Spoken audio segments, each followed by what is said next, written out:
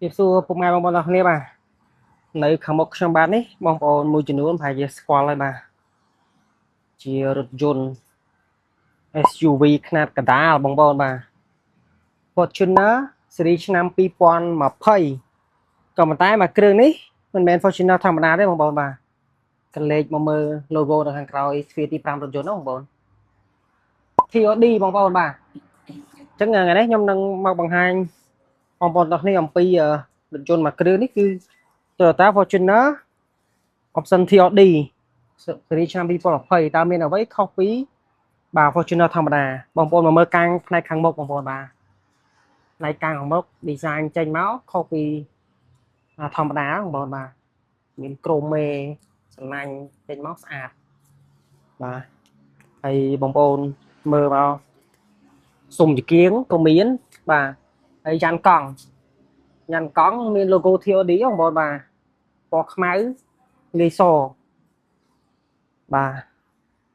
ហើយនៅខាងក្រោយមុនហ្នឹងបងប្អូនបាទឃើញមានអក្សរ TOD បងប្អូនបាទTOD ហើយបងប្អូនមើលមកខាងក្នុងរថយន្តគឺ design មកបែបពណ៌ cherry បាទ cherry លេខខ្មៅបងប្អូន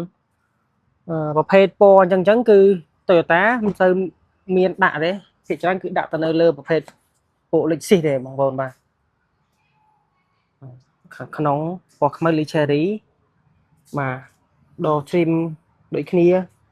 ហើយបានកៅអីចុចសងខាងទេបងប្អូនខាងអ្នកអង្គុយតាណាខាងស្ដាំក៏មានកៅអីចុចដែរបងប្អូនបាទមើលផ្នែកតកង់បាទផ្នែកតកង់ក៏មានដូចគ្នាបងកៅអីចុចបងប្អូនបាទឡើងរថយន្តបងប្អូនអ្នកមើលសូ TOD បាទសុទ្ធតាគ្រឿងដែលដំឡើងស្រាប់បាទជាគ្រឿងគេហៅថា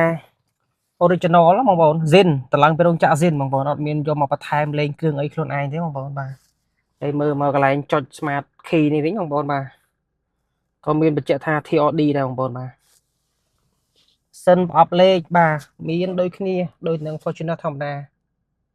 បាទបងប្អូនដែលចាប់អារម្មណ៍នៅរថយន្តមួយគ្រឿងនេះមានហើយបាទនៅ Toyota Plus បាទ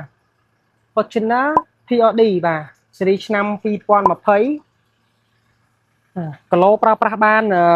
70000បងប្អូន70000គីឡូ Zin ណាបងប្អូនបាទ6 7ឆ្នាំហើយបងប្អូនរោ70000គីឡូនេះអត់បានទេបងប្អូនហើយសេវាកម្មជាមួយនឹងក្រុមហ៊ុនទៀងទាត់ល្អបងប្អូនបាទហើយតម្លៃពីក្រុមហ៊ុនទៅគឺខ្ញុំកាត់ជូន44500បាទ